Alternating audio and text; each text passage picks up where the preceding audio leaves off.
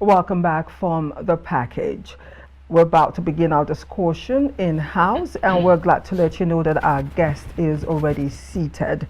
Before the break, if you recall, Ezekiel was talking about the palpable tension in the air. This tension is not only felt by citizens, but it is reverberating all over the world as everyone hold their breath, waiting to see what will unfold in our present reality. Now, when the question was asked why the End Bad Governance protest would hold, this is the answer that we got. State of the nation, economic downturn, hike in food prices, depreciated naira, instability, insecurity, unemployment, inflation rate almost 37%, highest in nearly 3 decades. The call for the disclosure of lawmakers' day or pay, and of course transparency in government or governance at all spheres. These are amongst the demands that organizers are calling for. Be that as it may, we have our guest in the house, and today we shall be discussing these issues. Nigeria's alleged looming protest matters arising with Ijeh. Felix is an economist and social analyst. He is a finance, resource, and public sector economist and analyst with over 18 years' experience in the financial sector.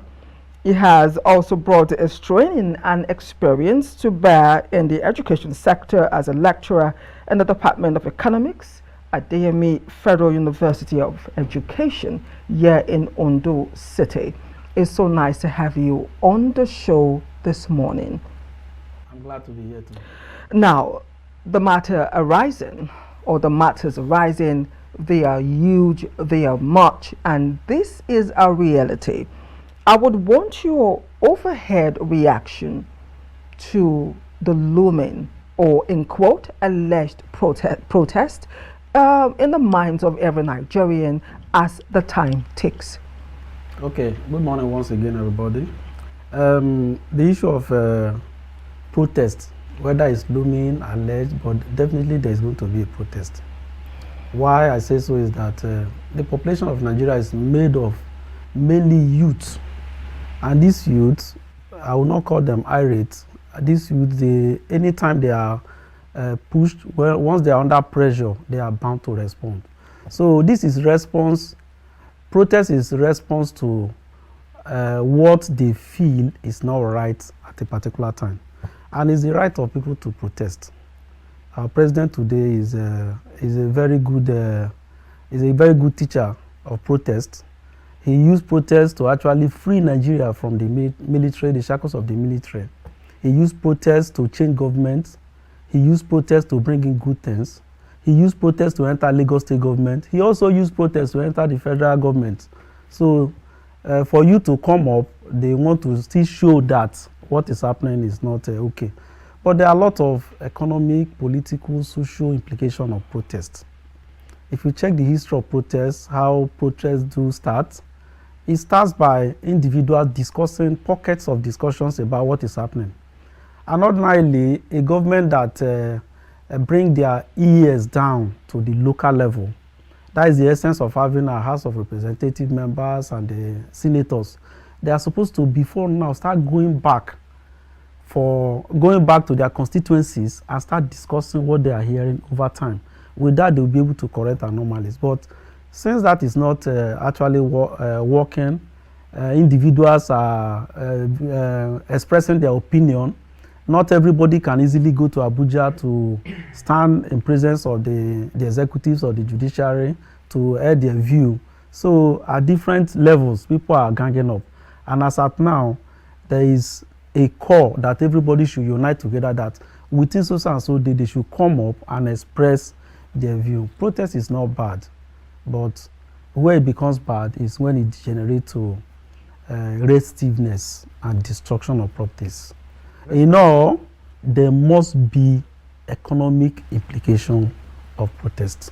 Let's talk about some of the underlying causes for this particular protest. I hear people talk about fuel subsidy, removal of fuel subsidy as one of the major point for this protest. But the truth is, fuel subsidy was removed since last year. No, the protest actually started when the president announced that there won't be fuel subsidy instantly. So the protest is not starting now. It's not starting now? No, it has started since then. So it's more like you just got to amplify it now? Yes, it's amplified, and now they fix a date that everybody should join.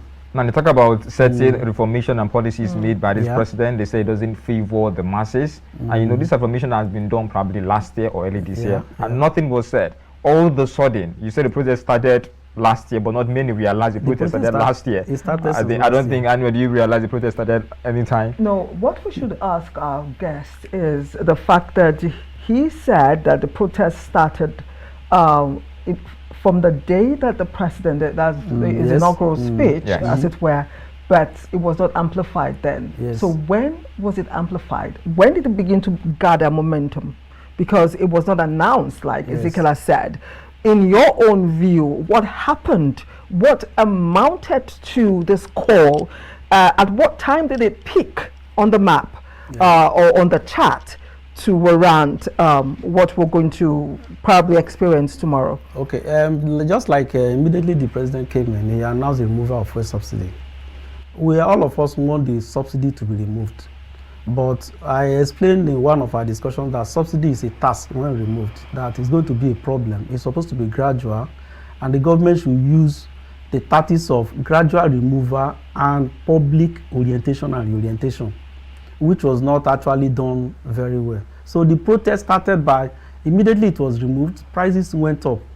Then you see queues everywhere, prices of goods and services start going up, transportation start going on, individuals start gathering in pockets and start disturbing. So the protest of this nature, if it has not started before, it will not materialize. Because it has started gradually, but it's like listening ears is not paid to the interactions and the discussions. As at early this year, we discussed about inflation rate, and we see inflation coming up every day, increasing at a galloping rate.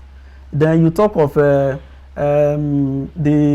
margin between the black market and the official exchange rate. What is the cost of the margin? Not just removing the margin, but we should tackle the cost of the margin. What cost it? And everybody have been discussing about it. Though we assume that there has been problem in the past, that it will take time. That is when we talk of the time lag it takes for policy to become a reality. So within those periods, we believe and we know that such a thing happened, but there is supposed to be palliatives to soften the mind of people before issues will come up. So when those things are not done on time, I was even thinking that even the period that NSC, when they were negotiating the adjustment in wage, that there is going to be a protest. You know, every time we sit down here to discuss, I keep on saying that if this thing is not handled properly, there will be a protest. If this is not handled properly, there will be a protest. Now, protest date is fixed. That is when the governments realize that there is a problem. Protest is looming everywhere, all over the world. Nigeria is not an exception. We see what is happening in Kenya. You will know when a protest starts. You don't know how it will end. Especially where you have a lot of youth. In Nigeria, we just pray that it will not degenerate into another thing. And again, in most cases, we politicize everything. When somebody is saying the truth, then you say it's not from this region, it's trying to attack the person in power. No. When you are hungry, you don't look at color. When you are under pressure, you don't look at the height of the person, you look at how to save yourself. And that is what is coming on. So it has been looming over time. It's like it's becoming too choky that people are unable to cope again. Companies are leaving Nigeria, though we have some few that are coming in. Prices are going so high, individuals are unable to plan again. You can't easily plan as at now. If you are earning your living legitimately, it's becoming very difficult. Imagine somebody as large as Dangote. He was almost crying recently. That is to show that it's biting hard to everybody, the young, the old, everybody is involved. Even the very rich, they are gradually losing their grip. They are wet. They are losing their grip from where they are to a lower level. If you check Check the list of the richest ones in the world. Those ones from Nigeria, they are going down, nose diving, going southwards. Even yourself, your value as at last year is not the same thing. Your weight as at last year is not the same thing, and it's affecting all of us. Our standard of living is falling by the day. We are just managing to say, okay, let's give peace a chance. Let's just go on. Let's see what happens the next day. But let me also give an instance. There is a minimum wage increase from 30,000 to 70,000. When it was 70,000, it was if you convert it to dollar, it was around 65. Now that is $65. Now it's 70. It's less than 40 something. It's about 40 something. So is it increased or reduced? Ordinarily, nominally, minimum wage is increased, but in reality, it's reduced. So that is the life everybody we are facing now. We are getting choked up. Majority of Nigerians, a lot of them are employed by the government, either state government, the federal government, local government, or individuals. But those industrialists, those ones that are actually producing what will sustain us, they are very few. So those ones that are actually making extra income, even when inflation is going up, they are very few. So the majority are nosediving. That is why it's like they are waiting for who will start it, so that everybody will join. Now, talking about starting, we don't know what will happen tomorrow. Yeah. The federal government of Nigeria has repeatedly called for calm. You know, they've called for calm. They've called for the cancellation of the protest. State governments have come out. Traditional rulers, you know, have been involved, calling their kinsmen, parents even speak to their children, and you know, and all whatnot. So the call for calm is been in the mouth of some, while others say, no, we need to address it. Now, the question I want to ask is this. If we take a leaf from what happened in Kenya, for example, after the youth came out, the president started turning back some of the policies that made the youth begin the uprising. He realized his mistakes in the first place. He sacked those he wanted to sack. He changed policies that cost that you know aggrieved the people. Yeah. So a lot of people have speculated, a lot of people have argued that, I mean, since this has been brewing and the government on one side is pleading with Nigerians not to go ahead, that what they expected to see, to actually believe that the government is sensitive towards the pain, the travails of Nigerians, is to see action beyond words, by taking a leaf from what happened in Kenya. Do you agree with this argument? Yeah, I think in our Nigerian experience and experiments and experiences that it's like the youth believe that government will not respond until you act. Just like the issue of NSAS protest, though it was bloody, but eventually it ends us. But must we wait for it to get bloody before we see the problem? That is why I said the protest started for a long time. Assuming they are addressing such issues, this date fixing for a general protest will not come up. Government are supposed to listen to the people, then go back to their different constituencies, call town hall meetings, discuss with them, know what is brewing. By the time they return from their town hall meetings, especially the House of Representatives, they will find out the feelers they get. If the feelers are very close, they know that it's becoming a national issue. They address it. But it's like they are not addressing it that way. That is why this protest is coming up. It's right for traditional rulers, for government officers and the politicians, for everybody to call for calm. But then the question is, who are you calling for calm? The person that is already outside is looking for what to eat. You are here to give him food. You ask him to calm down. He may not believe you. That is just the problem.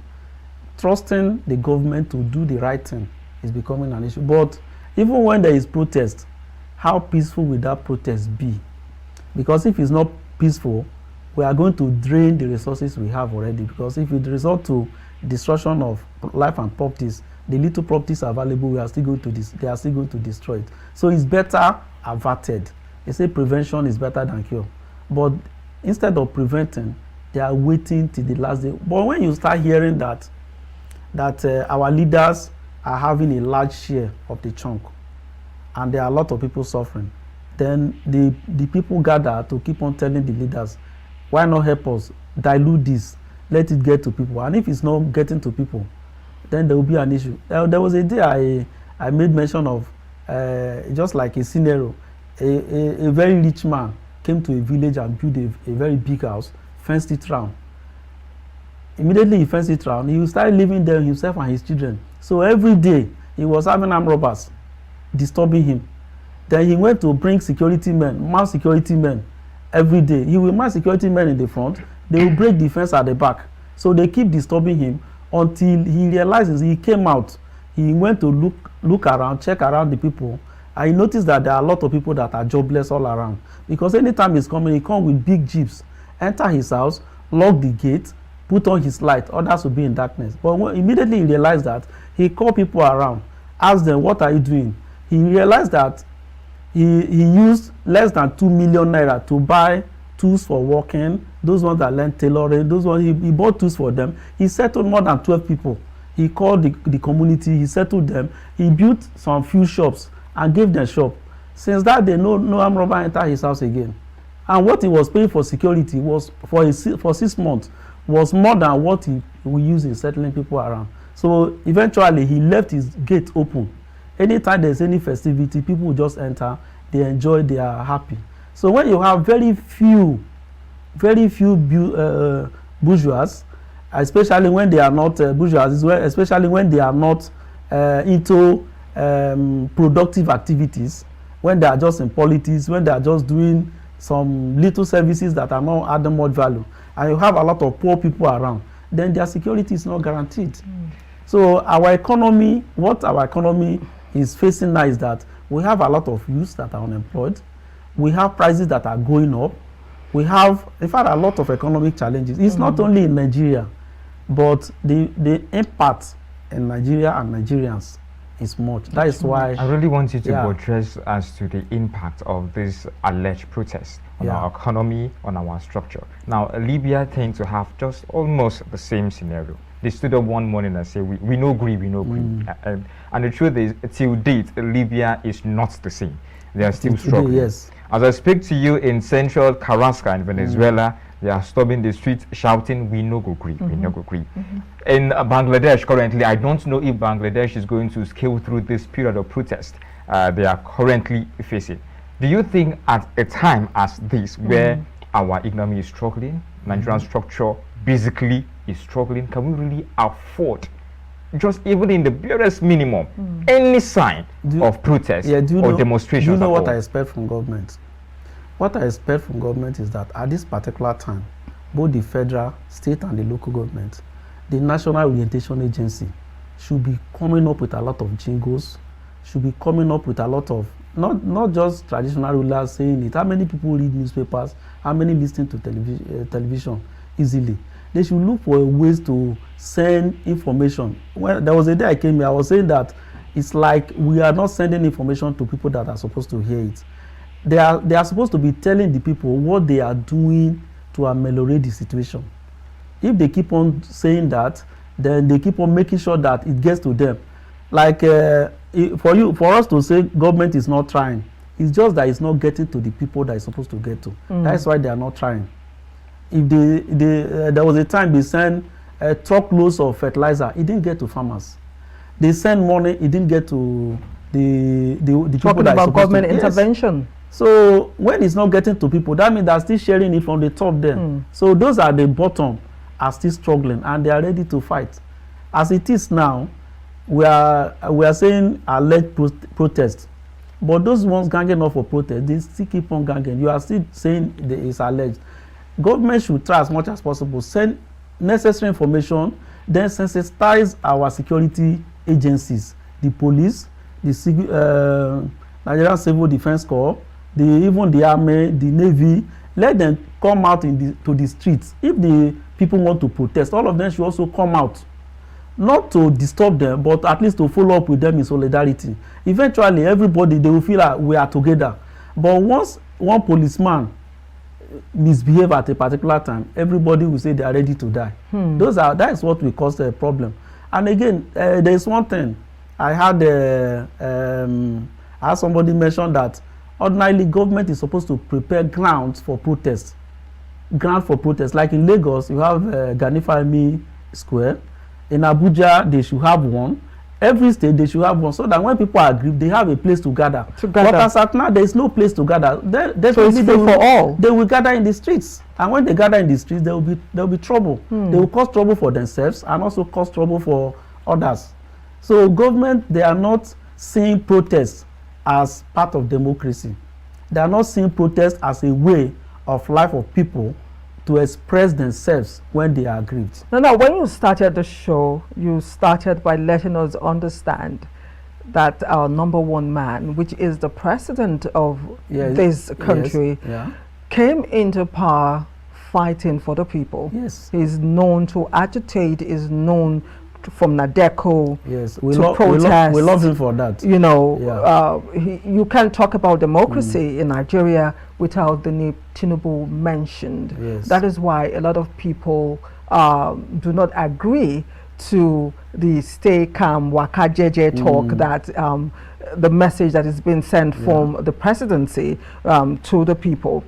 Again, a lot of things have been mentioned that is actually, you know, creating this build-up of bile in the heart of Nigerians.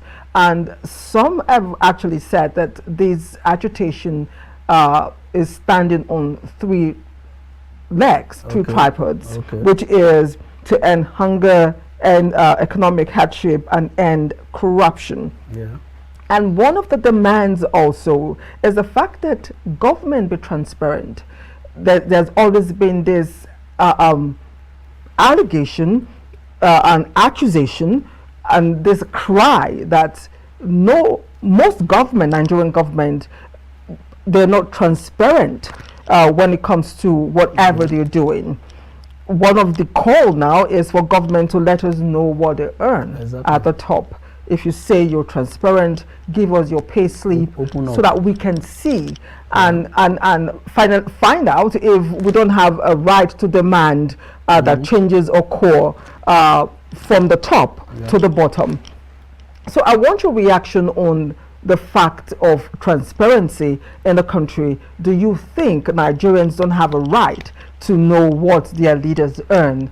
And do you think government, if they feel there's nothing to hide, should actually show Nigerians, you know, so that this suspicion would abate a little bit? Just like all the things you read out, you just read out now, those were what our president actually, if you go through archives, the video is there everywhere. These things, all these things they are fighting for now, those were the things himself fought for. How come that he entered office and he did not look at them? If you talk of transparency, the problem of corruption is because the system is not transparent. That is what breeds corruption. Then as at now, it's expected that immediately the president came in, is a very brute person. He does not fear anybody. Like he mentioned, he did not come through any godfather, so he can handle whatever. Though he's trying, but he's supposed to. It's like we are looking at it that he's not moving as fast as we expect him to move. So is he transparent himself? If we are last time, everybody is talking of subsidy removal. Now the issue of whether there is still subsidy or there is no subsidy. How much was gotten from subsidy? Where is it? How much is government earning? How much crude oil are they pumping out? What are they selling? How much is the legislators, the executives, how much are they earning? The ministers, how much are they earning? The funds that are bringing in, how are they tracking it? What are the measures put in place? I mean the audit process to checkmate different spending and activities that's happening. If they make these things open, it will become easier. All of us are working on speculation because we don't have information. A system where you don't have information, anything you say is correct until another person proves it wrong. then that will give people opportunity to peddle wrong news, wrong information anywhere, even about the government. Government keep on defending themselves because they never came up with what people need to hear. So if we talk of transparency, if you now ask me, even as an economist, ask me, do you know much about Nigeria? I will only say a little, because a lot of information is not put open for everybody to know. In most cases, what you hear is, the information you get is what has happened in the past 3 months, not even last month. So it will take time before you dig into the archives to get information. That's why it's giving us a lot of problems. If we have budget, how much has been disbursed? How is it being handled? As at now, all of us are supposed to be checking every local government area, all the projects awarded. They are supposed to gazette it. Yes, they are supposed to gazette it. You know how much is allocated, who they allocate the project to, and where the project is. Who to hold responsible. Yes, and when it's happening like that, everybody will start checking. If you tell me there is a project in my local government and you give it to ABC company and you have given them 3 months to do that, anytime I visit, I'll go and check how far they've gone. And if they are not doing well, all of us will talk. But where you publish that you have given project out for 50 billion and the money that gets to the man is only 10 billion and you expect him to work, he will not disclose and the government will not disclose. That means they are not transparent. And at the end, who suffers? It's the masses that suffer. So issue of transparency in Nigeria is hydra-headed, and until we tackle it, corruption will not stop. And there's the question at this point should be, how best do you think the government should address these grievances of protesters? Because in all honesty, we see some of the protesters, or some Nigerians, I wouldn't say protesters, some Nigerians, are coming to say end bad governance. Yes. How is President Tinubu going to end bad governance? Okay. This is democracy. You voted people into power, your lawmakers, your governors, senators, House of Rep members, your chairman, councillors, you voted them all into power. How are you supposed to end bad governance in? It's been into power for a year and 3 months. Now, there's some people saying, take away fuel subsidy, bring back the fuel subsidy and all that. How is he going to do the magic? So all these things sounds quite unreasonable at some point. Okay, let me say, when you say end bad governance, it's very broad. End bad, there's no interpretation or explanation to end bad governance. Which is some of the people tend to say. Yes, what actually bad governance means is you are not listening to the people and you are not doing what you expected to do. Let's stop this so that let's get another thing or another person to do it. That is bad governance. Do you think these institutions are not listening to the people? Whether they are not listening? Yes. Is it to listen or to do? Listening is different from doing or acting. A good listener that is not responding or is not responding as expected, then why will you say is a good listener? We know the problem. Himself know the problem. Then is he solving the problem? When the masses talk to say, okay, why not do it this way? Will he go back to how you just mentioned the issue of Kenya? What they were agitating for after the crisis, the government returned back to it and start doing it. Why would they wait? Why would they wait?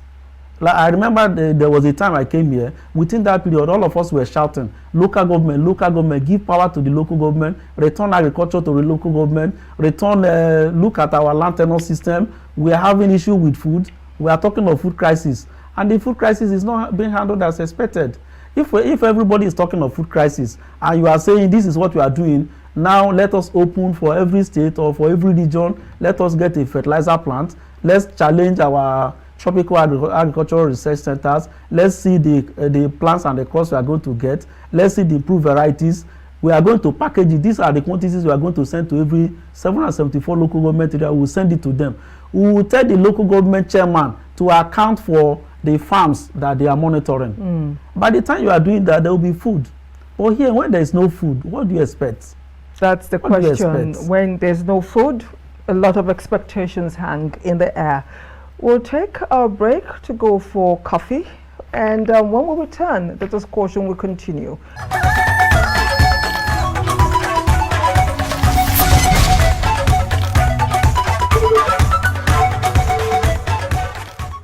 Welcome back. You're still watching Daybreak Africa. We're about to continue our discussion in-house.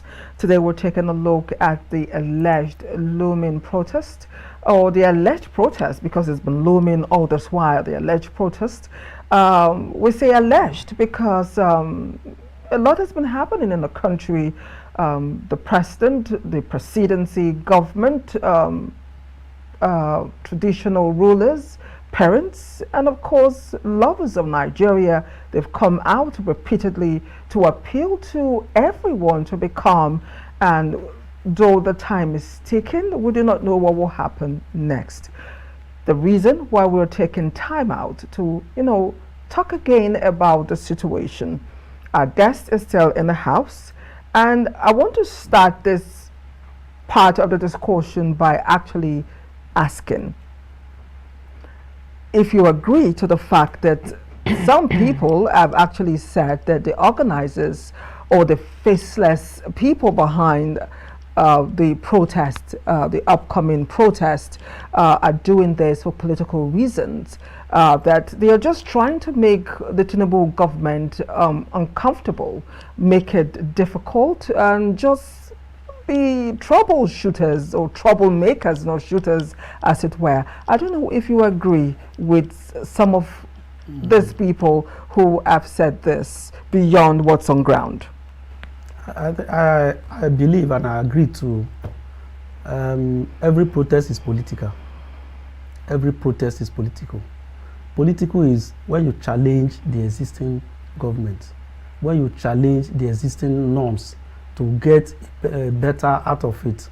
So when you say political, you have not said anything, because every human being is political. If you see what is wrong, you challenge that authority. It's a political thing. So maybe what they are talking of is that the opposition parties, those not in power, are those ones organizing the protest. I don't think all the poor people are in other parties. I don't think all the poor people, that there are no poor people in APC, in PDP. So at this time, I think what they are talking of is that we are hungry. Remember, there was a time our president went to Lagos. They were shouting a big power, a big power. Are they politicians? They are not. So when there is protest, every protest is actually political. To say it's political, that politician is correct, because you have to come up to challenge and resist. I like when there is protest, but to control the protest is a problem. To control the protest. Now, some people have accused Peter Obi as being the face of the faceless face, or the face of the faceless. God help us. I don't know how to coin that. He's been accused as being one of the organizers, that he's laying grounds for 2027. Apart from that, nobody can concretely say these are the people. We've had Gen Z, we've had Generation Next. Nobody knows the faces or the people or the sponsors, although intelligence report has it on record that they already know the faces behind the protests. Some say, oh, they know the sponsors, but no name. Only one person has been accused so far. Let me tell you, every protest, there must be an accusing finger pointed at somebody, and that person is a major contender to the power. When Tinubu, our president, was protesting, he was in another party and he was a major contender. So if there is anything, they say he's the one. When during Jonathan era, when there was a protest, accusations was being pointed to the next major opposition party. So it's not out of place for you to say it's Peter Obi and his cohorts or his followers. But Peter Obi is not, until you bring out enough information to say that he is the one. But he's not there. He's not in every local government area. He's not in every state. He's not talking to people at that level. And when you say it's political because of 2027, even if there is no protest, if the government is bad, there will be a change.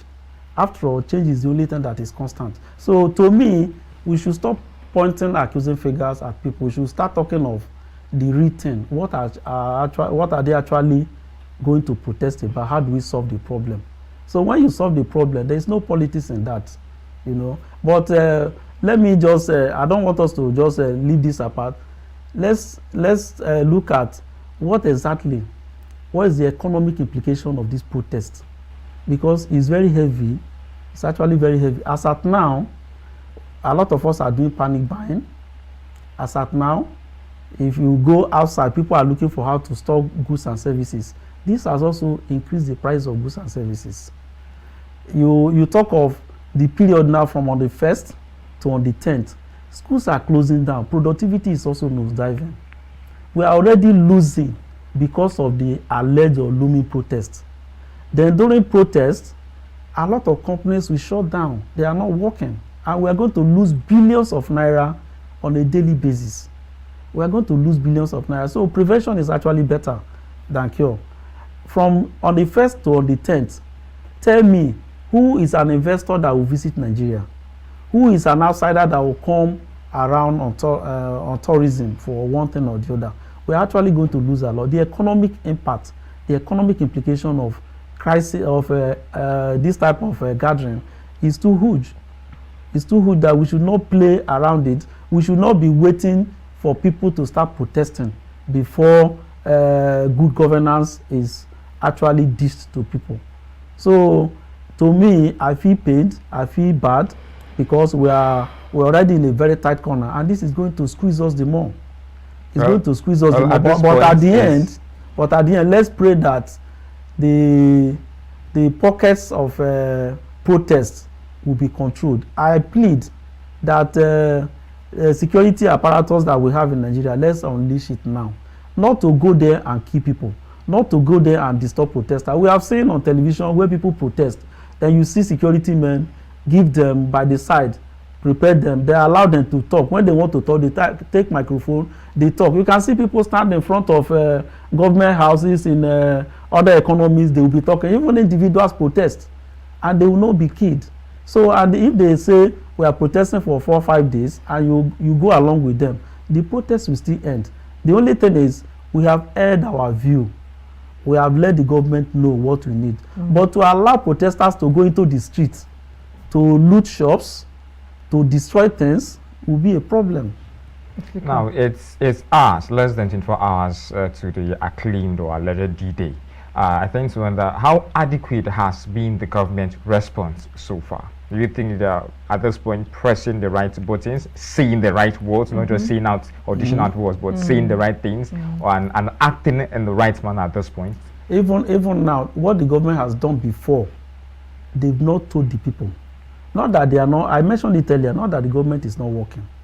But I feel that the people don't know the plan of the government. We don't have enough information. As at now, like we mentioned, government is now saying we have rice we want to distribute to people, 40,000 naira per bag.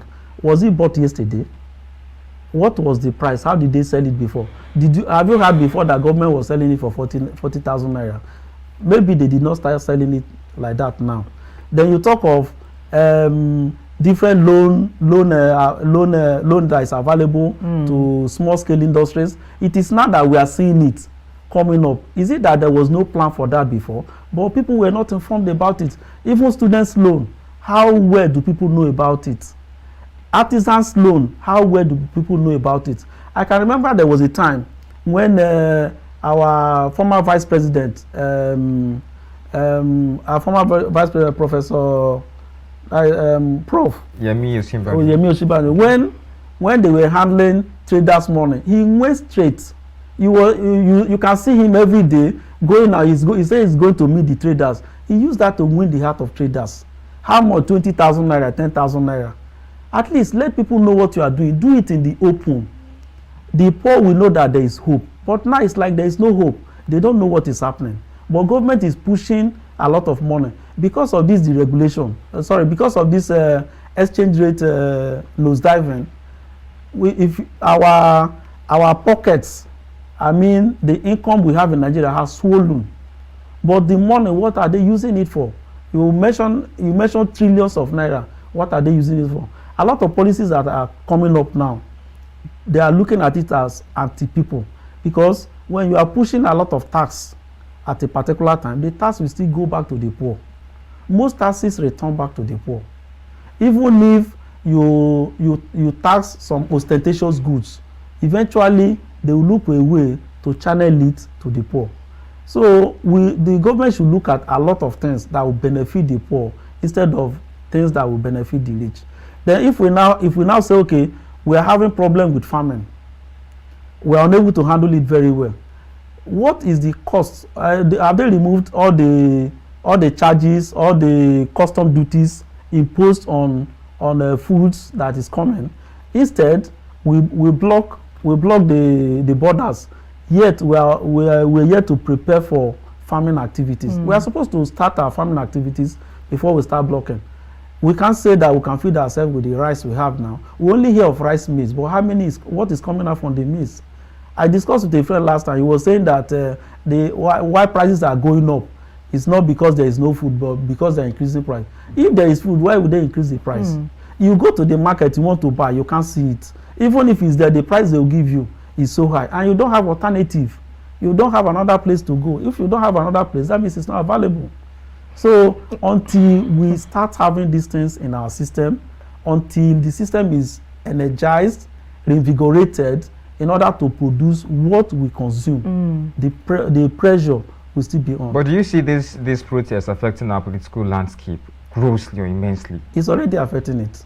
Well, in what way? Of course, in what way? It's already affecting it because the House of Rep, they're having an emergency meeting now. Then the Senate, they're having an emergency meeting. What will make them to call? They will call for emergency meeting. They are also disturbed. So eventually, they are already thinking twice. Then again, individuals are thinking now is, what they're thinking now is when we are voting next time, do we vote for religion? Do we vote for a tribe? Or we vote for the right person? That's how it will affect politics. Let's take a look at Tinubu's economic team. Okay. In the scheme of affairs. Yes. A lot of people have said that there is a need for a change of his present team.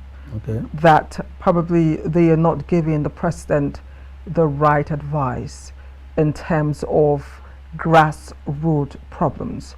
We're asking the question, we're making reference, we're inferring. We've talked about Kenya.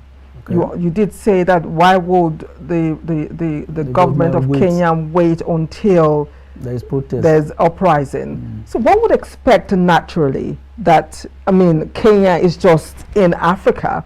One would expect that the reaction towards the announcement, the time frame towards the protest is so huge. Yes, more than 1 month. That one would expect that things would physically change. Start changing. The demands of Nigerians, we will feel, we will see, we will touch the demands of Nigerians are making. But a lot of people believe that nothing is being done.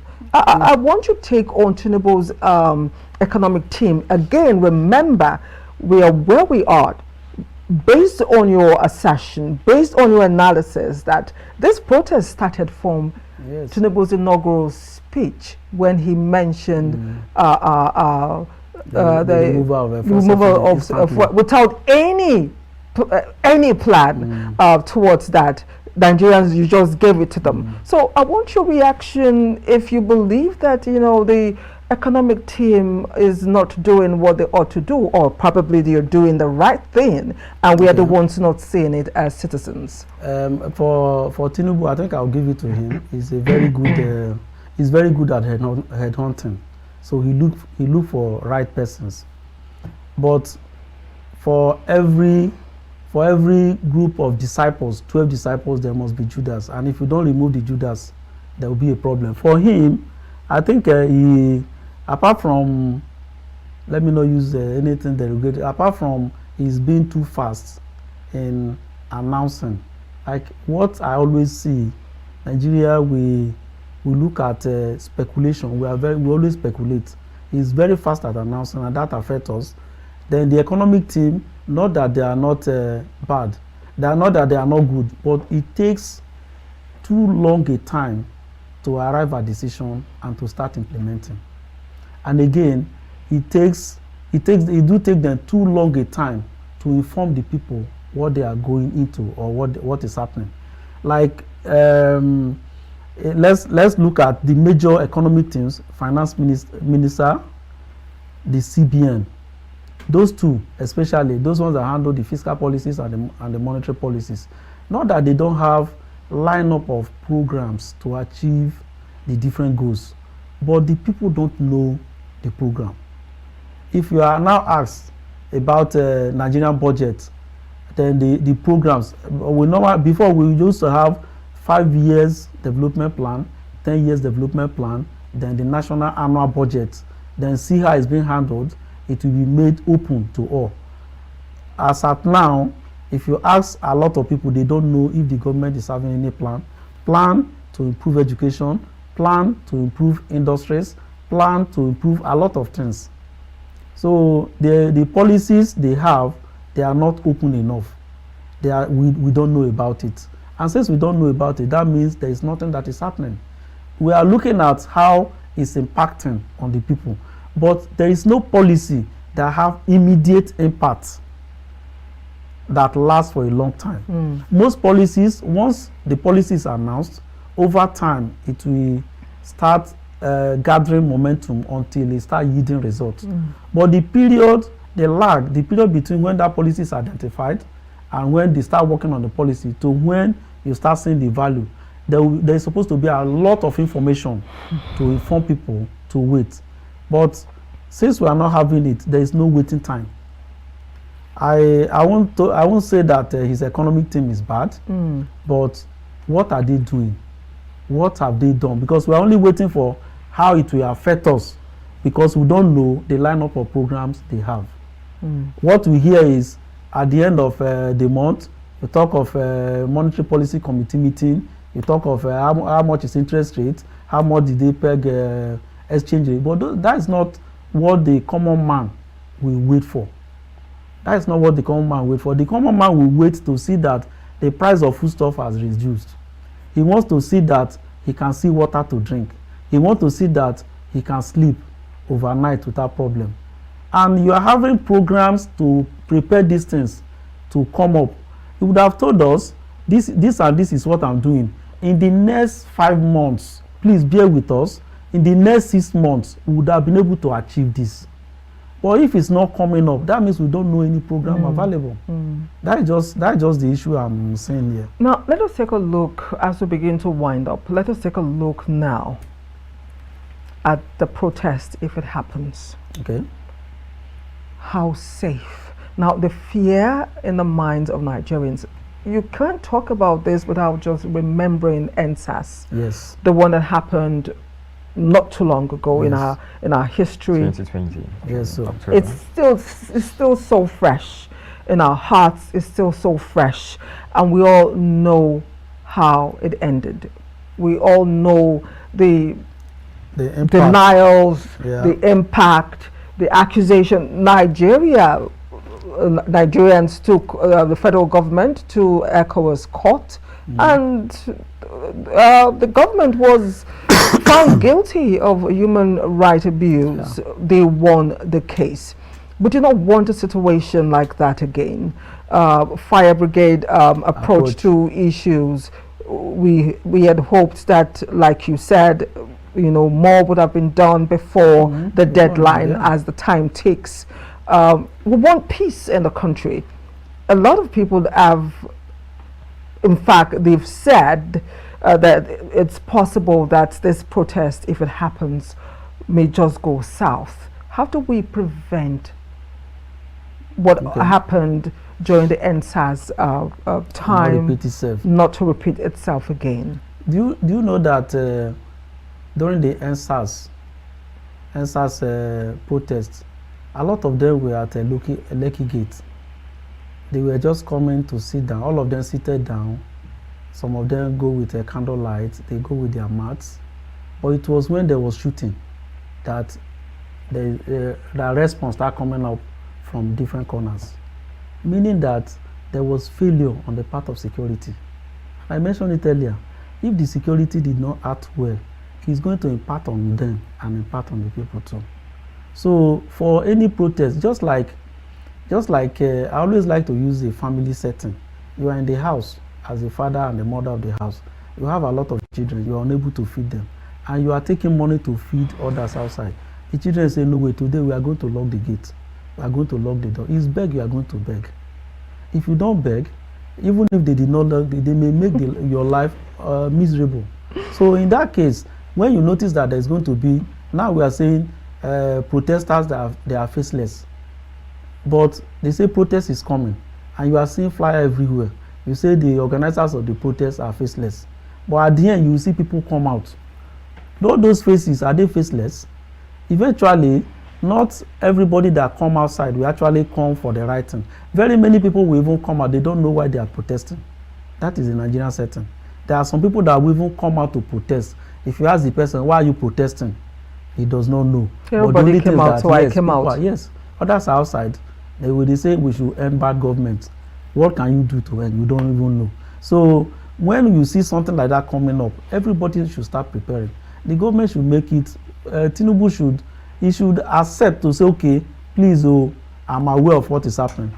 Though I've asked for time, since there is no time, please, let's take it with ease. We are not relaxing. Security men will be available. We want to listen to you. Every local government, see where you can gather yourself. Give out your protest, then write your protest paper, submit it to your local government. I want to collate it. I must make sure I do it myself. When it's announcing like that, people will know that, yes, he's listening to the people.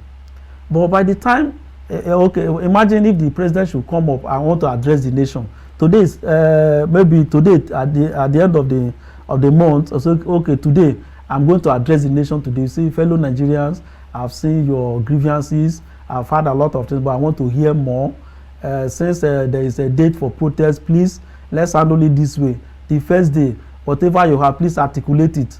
I want every local government chairman, every governor, please be around. House of Rep members, go to your constituency, go and wait for your people, collect their grievances. I want it collated. Let's harmonize. Let's see what you are doing right. Should it have been today, or even if it's better, something that would have been done way back? It was not done before. But keeping quiet will mean he's not listening at all. Keeping quiet will mean not listening. Ordinarily, when you see people protesting, then where they protest to, you see the head of the place. You say, we want to see the head, or wanted to hear. He will come out. By the time he come out and carry a microphone and start talking, everybody will keep quiet. At the end, they will go by and say, I've listened to you. I must do it. Give me this so and so period. If you didn't see it, you know that I'm not doing. Let me just try. What about Nigerians? What about the citizens? What should they do? I think the citizens, the youth especially. The citizens, that is those ones that are actually affected by economic hardship, all of us.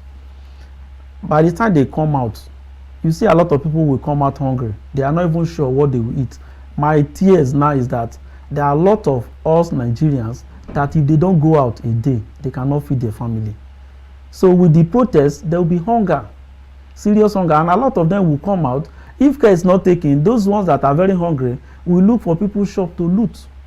So there must be security. And everybody coming out, when you are coming out, come out with good intention and make sure, at least, I know that for people to gather in a group, a leader will suffer. You will just see it. For any gathering, somebody must carry the microphone to talk. So when you say leader, those ones are faceless, you see the faces of the different groups, all of them will start coming up. In it, you know that they are trying to air their view. They are trying to give out what they've been keeping within them. And you should be ready to listen. And the president cannot do that alone. He will need his commander-in-chief of armed forces. He will need all security apparatus to be available. At least we are not fighting war. It's just a protest. But let them be around. And they should not harass anybody. After all, when the president was protesting, he was not harassed. So nobody should be harassed. He should be the one to say, okay, protest is part of governance. Please, let's see what we can do. Now Ezekiel, I know you want to ask a question, but I just want to put this in. We've talked about what government can do, just as we round up, what citizens should do. What should the armed forces, like you mentioned now, the police, civil defense, those that have the military, paramilitary groups that will be on the streets if this happens, how should they handle the situation as we round up? Yes, I think what they should do is that they should make themselves available. They should withdraw all those security men they assigned to a lot of politicians. Withdraw them, bring them out from where they are.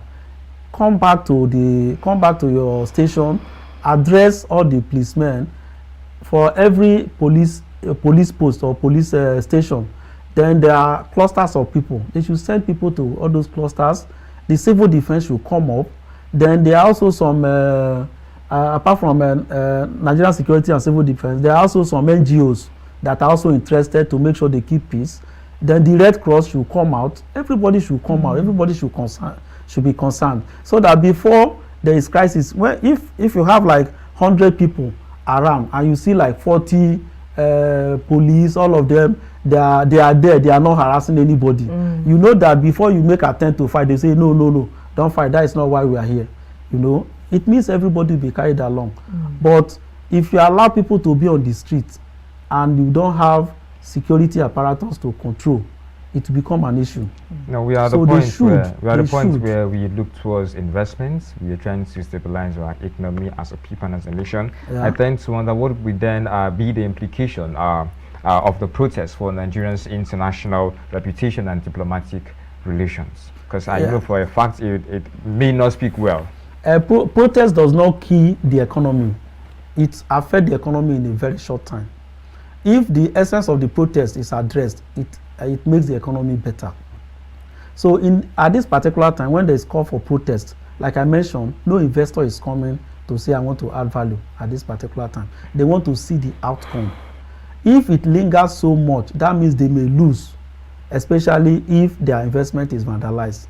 As at now, a lot of expatriates that are here must have booked flights to go back to their homes. Even our politicians, a lot of them must have traveled outside. They want to run away. So those ones that are afraid, all of them will run. But we that don't have anywhere to run to, we will stay. But the thing is that if they handle it properly and a lot of issues are addressed, the economy becomes better. Investors will troop in. Investors will troop in. See what happened. Although there is a military one, the one that happened in which country is this? That Mali. Is it Mali?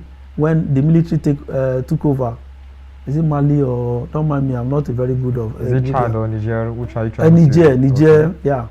So when military take over, then they look at what the civilians were not doing very well. Then before you know that, they start correcting a lot of things. It attracted some investment, though nobody is praying for military at all. It's a very bad thing. The worst civilian administration is better than military administration. We are not expecting that. So for us here, it's just to let the government know that the people are becoming very tired. That is the essence of the protest. And once corrections, a lot of things are put in place, in a short time, we will start reaping the benefits. Our president is a president with a listening ear, but he cannot run the economy alone. So he has to be up and doing.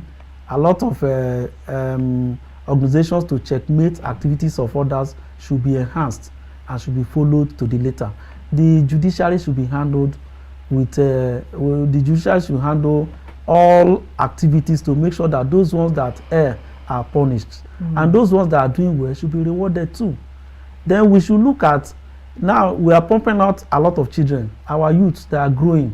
Go and check how many are enrolling for JAM, how many are enrolling for GC. These are youths that are coming up tomorrow. What will they do? If there is no basis, if there is no good background for them to invest, for them to come and for them to survive here, then they would like to run away or look for any other way to survive. Our economy today, every child you ask, they are looking at service sector. Nobody is looking at the industrial sector. They are not looking at agriculture. And what we need is food. What we need is clothing. Nobody is going there. They are looking for the quick money, quick fix.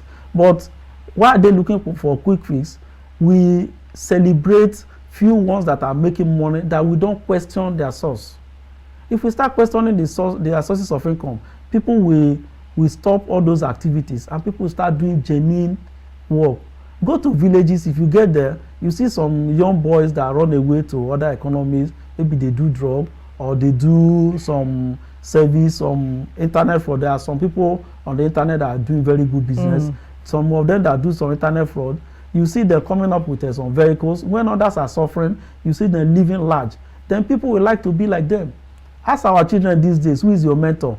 Listen to who and who they are going to mention. Is that the life we are going to live tomorrow? So there must be a lot of things that should be in place. We need light, we need energy, and the price of energy is going up. We need road. We need our iron and steel to come back. We are producing crude here. We need refineries. Why can't we get a lot of modular refineries? Why are we talking of Dangote alone? It's a businessman. He can't satisfy us. Then the issue of crude. How much crude are we producing? How much are we using to pay for what you have borrowed before? What is the balance? Let us know. If I want to start a refinery, can I get from you or I should get from outside? We should not be dragging down businessmen. We should look at how to improve businesses. As of today, I have a lot of my friends that are into farming. They are doing very well. But you know, they regret to get fertilizer is a problem. The land to start is a problem. You know, all these issues. We have able-bodied men that want to go into it, but how do they start? We don't have record credit worthiness in Nigeria. That is credit rating is very bad. If I ask you now what you are worth, you can't talk. You can't say. Go to a bank, you tell them you want to borrow 500 now, they will not give you because you don't have credit rating. If they can't check your worth. We don't have the record. Why can't we start doing something now so that we put things right? So that in future we'll be able to, at least if we can't enjoy it now, let our children enjoy it. Now we are hopeless. Is it that our children will remain hopeless? That is the reason why there is a lot of all these looming protests, distractions. Do you agree that there should be a protest?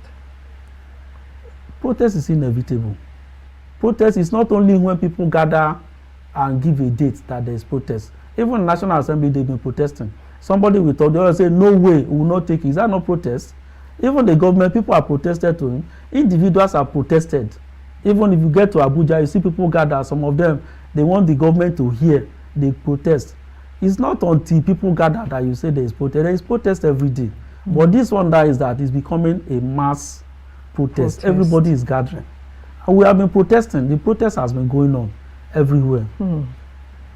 So Ezekiel, the protest, to be or not to be, is the question in the hearts of Nigerians at this moment. Like I said, the time is ticking. The tension is in the air. You can actually touch and feel it. The tension is not just within, it's also without. We're talking about Nigerians in diaspora. You were asking about international investment. Brothers and sisters outside the country are also sitting and waiting in anticipation. Our neighbors in other African countries are also watching and listening with a keen eye, trying to see what will happen come tomorrow. And it's just on and on. The federal government of Nigeria has called for calm. Like I said, traditional rulers have called for calm. Parents are asking your children not to come out at all and be part of it. So this is something that is just letting everyone, feel the heat, or as it were, just carrying people along. So, but before we go, I would want us to do something we did not even plan today. I didn't plan it. It's just something I was just thinking about. Hopefully you don't ask us to sing the new national anthem. No. You're from Delta State. Yes. And you're a Nigerian. I would want you, in a few words, in your native dialect. We want peace in the country if the protest happens, if people eventually come out. I want you to say something in the line of peace to your people in your dialect. Yes. Just for about a minute. Okay. For a Deltan, I would like to use pidgin. I beg on anybody when want to do protests. Protest is good. Now to say waiting there your mind, make people hear for better thing to come. I beg when you come, know why you come out. No go there, go fight or not destroy waiting you not build. Because it is easy to destroy, it is very difficult to build though. Anything, as you come out, as you talk, once government here, then go do them. But when you destroy, they go build the one where you destroy first before they go look at the one where you dey talk of now. It's better make we know wetin we dey do. Munem dodoni onye skonde apoha ono ka iwere nyale alole nogun ogware kwoma ewule ni here. Ndono. Thank you very much. Then for me, as a Delton, also as a Warri girl, I go speak small pidgin English first before I go talk my own language when they say me too I understand. All of us in the country, all of us they feel waiting they go on for the country. You take money go market, the money not reach you buy anything. Even the things when you define self, you no go even see them at all. All of us know say the country get as it be this time. If this protest still go ahead as they plan them, we dey beg our people say may they not fight, may they not kill each other, may they not fight police, police not fight citizens. Wetin we dey ask for na say make peace dey. As a Shekiri girl, mo fẹ́ bí ama left nejuma ama jao, und kunta fẹ́ ṣe àkàṣe den ama wu ama ja. Unto wemia da for da again, but mobia ramidede amaja, let peace reign. Ezekiel, over to you.